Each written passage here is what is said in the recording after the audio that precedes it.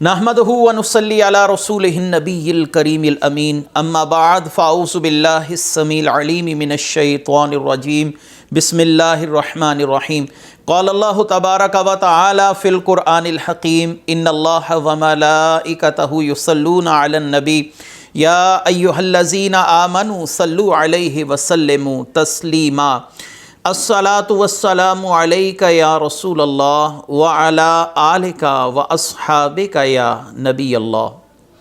اللہ تعالیٰ کی حمد و ثنا حضرت محمد مصطفیٰ صلی اللہ علیہ وسلم اور آپ کے جمیع آل و اصحاب کی بارگاہ ناز میں درود و سلام کے نذرانوں کے بعد انتہائی عزت اور تکریم کے لائق سامعین ذی قدر میرے دینی اور یقینی دوستو، بزرگ اور بھائیوں، اللہ تعالیٰ کے فضل و کرم سے ایک مرتبہ پھر دفاع صحابہ کے سلسلے میں یہ درس انعقاد پذیر ہے، اور روافض کی طرف سے حسب معمول صحابہ اکرام کے حوالے سے اعتراضات ہمارے سامنے آتے رہتے ہیں، اور ہم بحمدہ تعالیٰ ان کے جوابات دینے کی حد المقدور کوشش کرتے رہتے ہیں۔ اور آج کا یہ درس بھی اسی سلسلے کی ایک کڑی ہے، جس میں سیدہ اسماء بنت ابی بکر یعنی سیدہ عائشہ رضی اللہ تعالی عنہا کی جو بڑی بہن ہیں ان کے حوالے سے دجال رافضی حسن العیاری کا ایک کلپ ہماری نظر سے گزرا، جس میں اس نے سیدہ اسماء بنت ابی بکر سے جواز متعہ کے حوالے سے ایک روایت اہل سنت کی کتاب مسند ابو داؤد طیالسی سے پیش کی، اور اس بات کا خلاصہ یہ ہے کہ سیدہ اسماء بنت ابی بکر کہتی ہیں کہ ہم رسول اللہ صلی اللہ علیہ وآلہ وسلم کے دور میں جو متعہ ہے وہ کرواتی تھیں، اور پھر آگے سے اس نے تضحیق کے انداز میں یہ بات بھی کہی کہ انہوں نے یقیناً کئی بار کروایا ہوگا، اور اسی لیے انہوں نے کہا کہ ہم کرواتی رہی ہیں یا کرواتی تھیں۔ اور یہ روایت اگرچہ مسند ابو داؤد طیالسی میں موجود ہے اور اہل سنت کی یہ معتبر کتابوں میں اس کا شمار کیا جاتا ہے، میں چاہتا ہوں کہ سب سے پہلے آپ اس کا اعتراض خود سماعت فرما لیجئے، اس کے بعد ہم اس کے جواب کی طرف آتے ہیں۔ اسماء بنت ابو بکر کی بیٹی اسماء نے نبی صلی اللہ علیہ وسلم سے جو روایت کرتا احادیث، ٹھیک ہے نا۔ حضرت مسلم قری فرماتے ہیں کہ ہم حضرت اسماء بنت ابو بکر کے پاس آئے، ان کے پاس آئے تھے نا، کوئی ان کو پتہ تھا کہ اگر ایسے مسائل پوچھنے ہیں تو کن سے پوچھنا ہے؟ عائشہ کے بہن سے، عائشہ کے باجی سے پوچھنا، ابو بکر کے بیٹی سے پوچھنا۔ تو عائشہ کی باجی سے انہوں نے کیا سوال کیا؟ ہم ان کے پاس آئے، ہم نے ان سے عورتوں کے ساتھ متع کے متعلق پوچھا، ٹھیک ہے نا۔ تو انہوں نے فرمایا ہم نبی اکرم صلی اللہ علیہ وسلم کے زمانے میں کرواتی تھی۔ صحیح ہے نا، یہ نبی اکرم صلی اللہ علیہ وسلم عائشہ کی باجی جو ہے کرواتی تھی۔ کیا کرواتی تھی؟ متع کرواتی تھی، اسپیشلسٹ تو بہت دفعہ کروایا ہوگا نا، تبھی تو الفاظ ہی بتا رہے ہیں، کرواتی تھی۔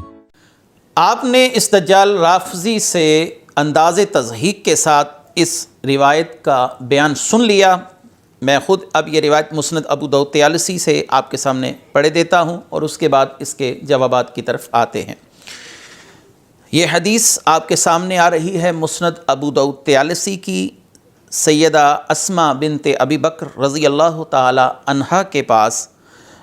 ایک تابعی ہیں مسلم القری، یہ تشریف لائے اور فرماتے ہیں قال دخلنا علی اسماء بنت ابی بکر فسألناها عن متعة النساء فقالت فعلناها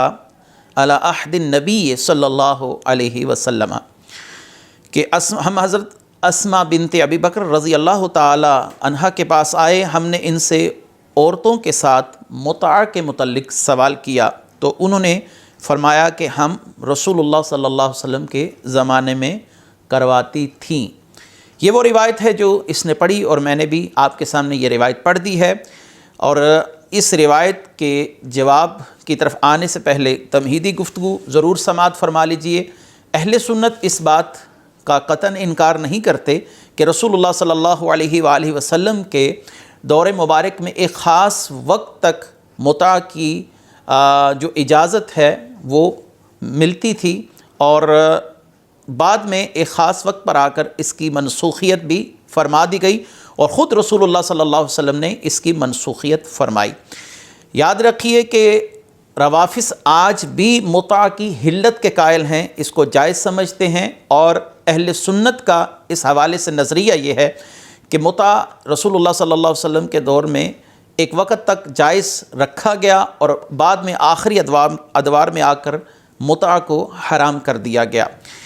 استدلال لفظی نے اس روایت سے دو استدلال کرنے کی کوشش کی ہے۔ ایک تو یہ ہے کہ متع حلال ہے، اور دوسرا حضرت عائشہ رضی اللہ تعالی عنہا کی بڑی بہن بھی اس فعل کی مرتکب ہوتی رہی ہے۔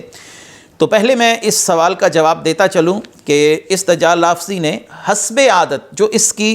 ہمیشہ سے عادت ہے کہ یہ خیانت کرتا ہے اور جھوٹ بولتا ہے اور علم جو ہے اس کو چھپا لیتا ہے، اسی کتاب کے اندر، اسی مسند ابو داؤد طیالسی میں سیدنا علی کرم اللہ وجہہ الکریم، سیدنا علی رضی اللہ تعالی عنہ سے متع کی حرمت کا قول بھی منقول ہے، اور سیدنا علی رضی اللہ تعالی عنہ کیا فرماتے ہیں۔ یہی مسند ابو داؤد طیالسی ہے۔ حضرت علی رضی اللہ تعالی عنہ کے پاس ایک شخص آیا جس نے متع کے متعلق فتویٰ دریافت کیا کہ متع کرنا کیسا ہے۔ تو حضرت علی رضی اللہ تعالی عنہ نے کیا فرمایا؟ آپ نے فرمایا، آپ کے سامنے یہی مسند ابو داؤد طیالسی ہے، اور اس متع کی حرمت اور اس کی منسوخیت اسی کتاب سے میں ثابت کر رہا ہوں جس میں سے اس نے علت کا قول پیش کیا، اور یہ بات چھپا دی کہ اس کو بعد میں حرام کر دیا گیا، منسوخ کر دیا گیا۔ سیدنا علی رضی اللہ تعالی عنہ کے الفاظ ہیں، ان علی رضی اللہ عنہ قال لرجل یفتی فی المتعۃ انظر ماذا تفتی فاشہد ان رسول اللہ صلی اللہ علیہ وسلم نہا عن نکاح المتعۃ وعن اکل لحوم الحمر الاہلیۃ۔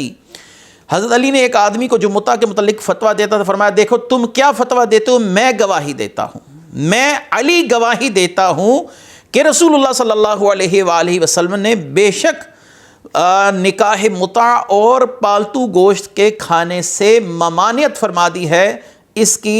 حرمت جو ہے اس دلیل سے ثابت ہو رہی ہے، لیکن اس نے جو ادوار سابقہ کی روایت تھی اس کو پیش کیا اور حلت متع پر استدلال کیا۔ وہاں پر سیدہ اسماء سے دین لیا جا رہا ہے اور ان کے قول سے جواز ثابت کیا جا رہا ہے، اور خود کو مولا علی کرم اللہ وجہ الکریم سے محبت کرنے والے حضرت علی رضی اللہ تعالیٰ عنہ کے اقوال کی کیسے دھجیاں اڑا رہے ہیں۔ یہ آپ کے سامنے ہے کہ حضرت علی نے کیا فرمایا، نہا عن نکاح المتعۃ وعن اکل لحوم الحمر الاہلیۃ، کہ رسول اللہ صلی اللہ علیہ وسلم نے نکاح متع اور پالتو گدوں کے گوشت کھانے سے منع فرما دیا ہے۔ اسی کتاب سے اس متع کی ممانعت بھی ثابت ہوئی حضرت علی رضی اللہ تعالی عنہ کے قول سے۔ اب آتے ہیں اہل سنت کی مشہور کتاب سنن ترمذی کی طرف، اور سنن ترمذی کے اندر یہ باب موجود ہے، باب ما جاء فی تحریم نکاح المتعۃ۔ حضرت علی رضی اللہ تعالی عنہ کی یہی روایت اس کتاب میں بھی موجود ہے، سنن ترمذی آپ کے سامنے آ رہی ہے۔ عن علی ابن ابی طالب ان النبی صلی اللہ علیہ وسلم نہا عن متعۃ النساء وعن لحوم الحمر الاہلیۃ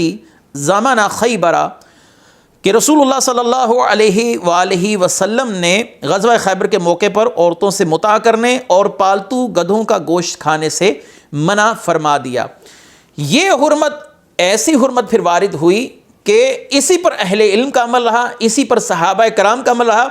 امام ترمذی اس روایت کو لکھنے کے بعد کیا کہتے ہیں، والعمل على هذا عند اہل العلم من اصحاب النبی صلی اللہ علیہ وسلم وغیرہم، وانما روی عن ابن عباس شیء من الرخصۃ فی المتعۃ ثم رجع عن قولہ حیث اخبر عن النبی صلی اللہ علیہ وسلم وامر اکثر اہل العلم على تحریم المتعۃ وهو قول الثوری وابن المبارک والشافعی و احمد و اسحاق، کہ حضرت علی رضی اللہ تعالیٰ نے یہ جو فرمایا کہ متع کی ممانعت کر دی گئی، امام ترمذی فرماتے ہیں کہ حضرت علی رضی اللہ تعالیٰ کے اسی قول پر علماء صحابہ کرام اور دیگر علماء کا عمل ہے۔ حضرت ابن عباس جن کے حوالے سے یہ رافضی جھوٹ بولتے ہیں کہ وہ حلت متع کے قائل تھے۔ یہاں پر امام ترمذی کہتے ہیں حضرت ابن عباس سے کچھ متع کے بارے میں جو اجازت منقول ہے، لیکن جب بعد میں آپ کو نبی کریم صلی اللہ علیہ وسلم کے اس قول کا پتہ چلا، اس ممانعت کا پتہ چلا، تو آپ نے اپنے قول سے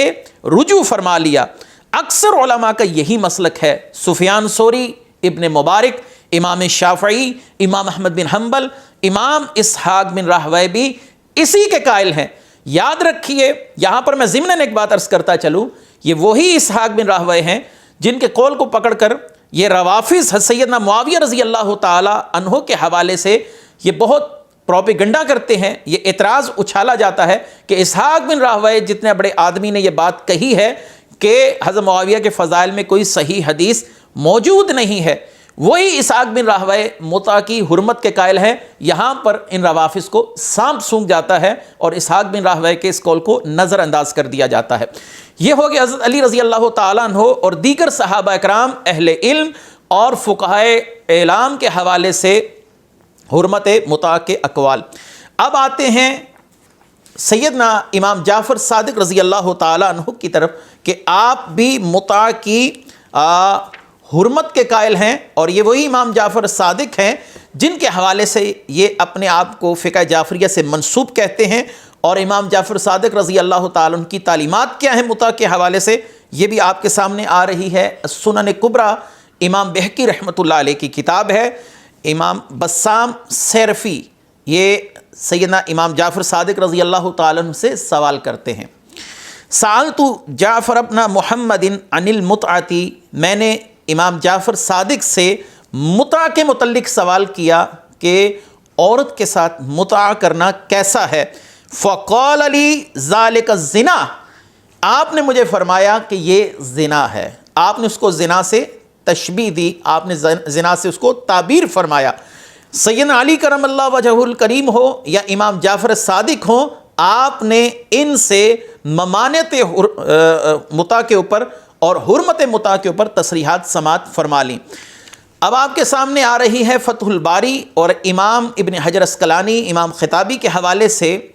کیا ہی خوبصورت یہاں پر گفتگو کرتے ہیں کہ روافض جو خود کو اہل بیت اطہار کی طرف منسوب کرتے ہیں کہ ہم ان کے مذہب کو لے کر آگے چلنے والے ہیں، ان سے محبت کرنے والے ہیں، وہ خود اس دعوے میں کس حد تک سچے ہیں اور ان شخصیات کا نام لے کر لوگوں سے کیسا دجل اور کیسا فریب کرتے ہیں۔ یہاں پر اب آپ کے سامنے آ گئی ہے فتح الباری، اور فتح الباری کے اندر یہ امام ابن حجر عسقلانی رحمۃ اللہ علیہ کے قول کی جو تصریح ہے، اور آپ کے سامنے میں نے جو تصریحات پیش کی ہیں سیدنا علی کرم اللہ وجہ الکریم کے حوالے سے اور سیدنا امام جعفر صادق کے حوالے سے، اسی بات کو لے کر امام ابن حجر عسقلانی امام خطابی کے قول کو نقل کر رہے ہیں۔ لکھتے ہیں قال الخطابی تحریم المتعۃ کالاجماع الا عن بعض الشیعۃ ولا یصح علی قاعدتهم فی الرجوع فی المخلفات الی علی، اور آگے کیا لکھتے ہیں انہا نسخت ونقل البحقی عن جعفر ابن محمد انہ سئل عن المتعۃ فقال ہی الزنا بعینہ، کہ امام خطابی فرماتے ہیں کہ متع کی حرمت ایک اجماعی مسئلہ ہے، صرف شیعہ میں سے کچھ افراد اس کی مخالفت کرتے ہیں، اور ان کے قاعدے اور ضابطے کی روح سے اس کی مخالفت کی کوئی وجہ جواز نہیں ہے۔ شیعوں کو یہ زیب نہیں دیتا، رافضیوں کو، کہ وہ اس بات کی مخالفت کریں، کیونکہ متنازع اور مختلف فیہ جو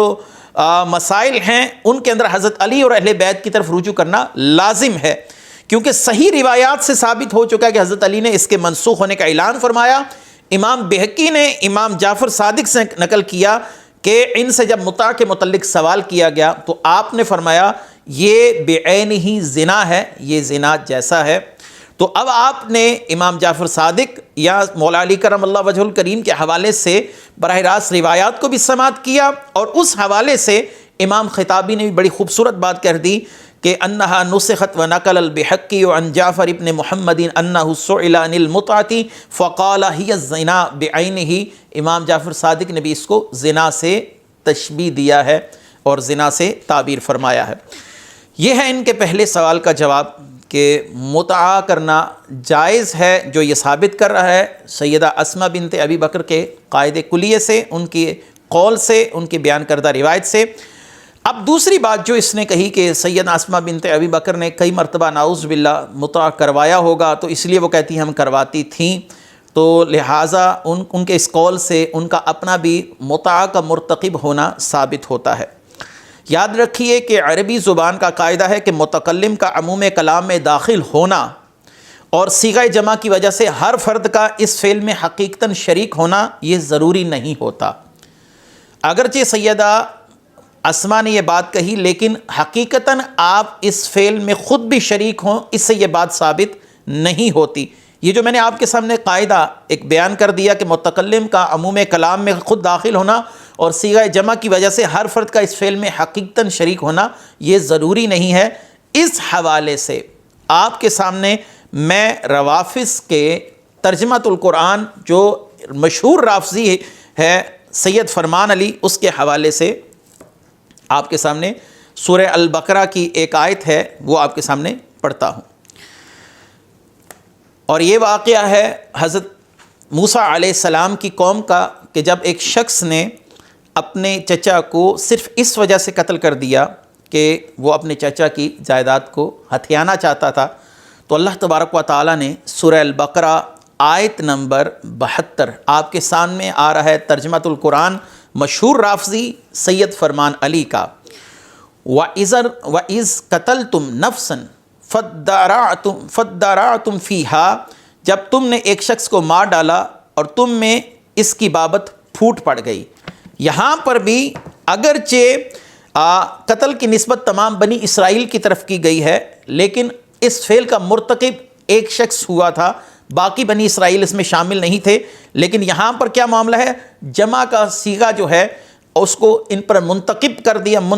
دیا گیا، اور بعض کے فعل پر بھی یہ صادق آ جاتا ہے، یعنی کرنے والے 2 افراد ہوں، 3 ہوں، 2 ہوں، 1 ہو، تو اللہ تبارک و تعالیٰ نے اسے بنی اسرائیل کی طرف اس طریقے کے ساتھ انتساب کیا ہے کہ وَإِذْ قَتَلْتُمْ، تو یہاں پر جمع متکلم کے صیغے سے اس کو تعبیر کیا گیا ہے۔ آگے آتے ہیں کہ روافظ اگر یہ بات ثابت کرنا ہی چاہیں اور ضد کریں کہ نہیں، ہمارا اس معاملے کے اندر یہ ہے کہ ہم حضرت علی رضی اللہ تعالی عنہ کے اس قول کو بھی نہیں مانتے، امام جعفر صادق کے اس قول کو بھی نہیں مانتے، سیدہ اسماء خود اس بات کا اقرار کر رہی ہیں کہ ہم یہ کام کیا کرتی تھیں، تو ٹھیک ہے، ہم بھی انہی کے قاعدے پر ان کو جواب دے دیتے ہیں۔ اب آپ کے سامنے آ رہی ہے مجمع الزوائد، اور حضرت علی رضی اللہ تعالیٰ عنہ کے بڑے بھائی سیدنا جعفر طیار رضی اللہ تعالیٰ عنہ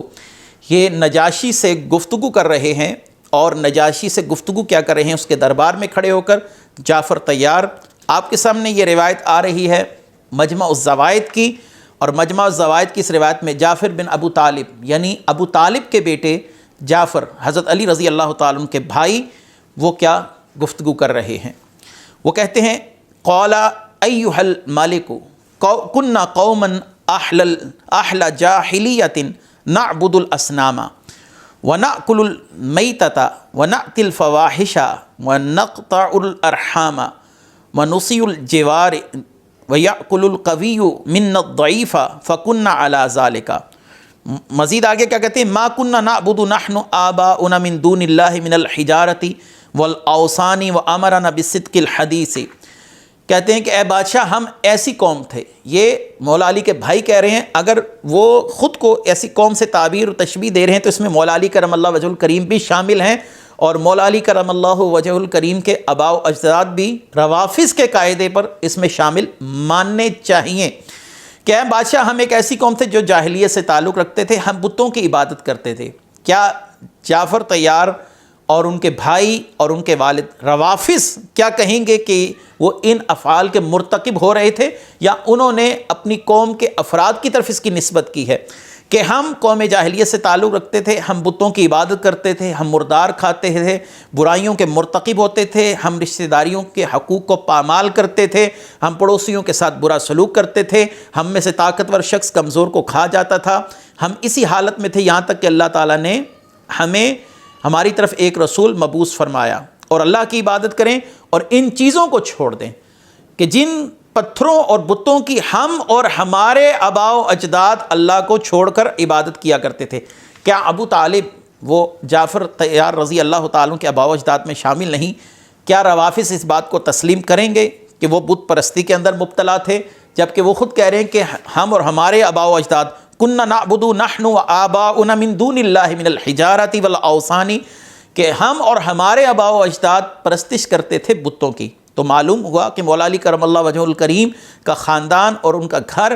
ان افعال قبیحہ کا مرتکب ہوتا رہا ہوگا روافض کے قاعدے کے مطابق، یا روافض اس بات کو صحیح مانیں کہ جو میں نے اس سے پہلے ایک قاعدہ بیان کر دیا ہے کہ خود متکلم کا عموم کلام میں داخل ہونا اور صیغہ جمع کی وجہ سے ہر فرد کا اس فعل میں حقیقتاً شریک ہونا ضروری نہیں ہوتا۔ اس سے یہ بات ثابت نہیں ہوتی کہ سید اسماء بنت ابی بکر بذات خود بھی متع کرتی رہی ہوں گی، بلکہ انہوں نے اس معاشرے کی ایک تصویر کھینچی ہے کہ ہم اس دور میں تھیں، یعنی ہم خواتین کے اندر کچھ خواتین اس فعل